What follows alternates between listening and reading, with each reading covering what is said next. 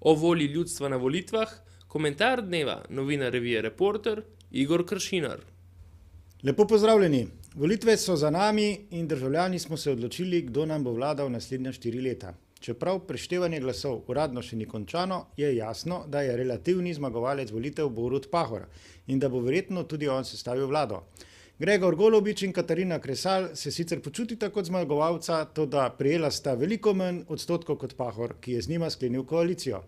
Zato ima Pahor edini mandat volivcev, ki odloča o tem, kakšen položaj bosta zasedla Kresalova in Golobič v njegovi koaliciji.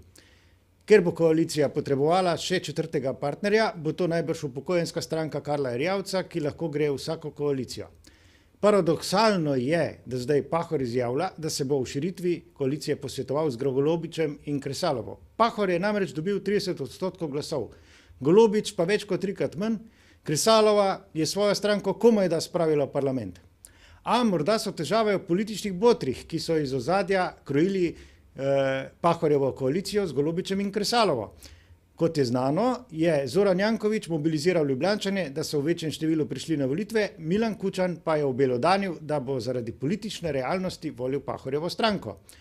Toda volivci so mandat za sestavo vlade dali Pahorju in ne Golobiču in Kresalovi, še manj pa Kučanu in Jankoviću, ki sploh nista nastopila na volitvah.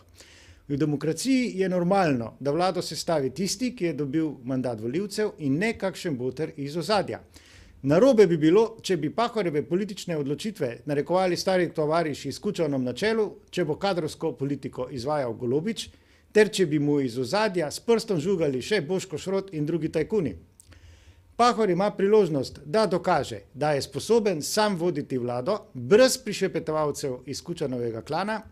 Pahor je tudi odgovoren za to, da Golobič ali kdorkoli drug ne bo izvajal kadrovskega cunamija v gospodarstvu in medijih, ter da ne bo obračunaval z novinarji. V skrajnem primeru bomo imeli vsaj dovolj močno opozicijo.